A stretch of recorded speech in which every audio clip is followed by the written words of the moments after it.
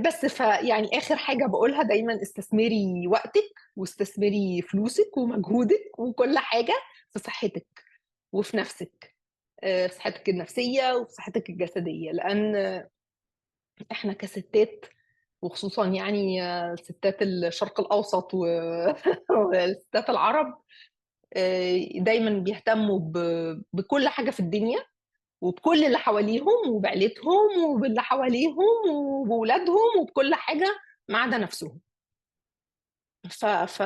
فده الوقت بقى اللي الولاد كل واحد راح في ناحية، واللي اللي شايفين شافوا حالهم يعني، واللي كبروا مع أصحابهم وكده. فده الوقت اللي أنا أهتم فيه بنفسي بقى وبصحتي شوية.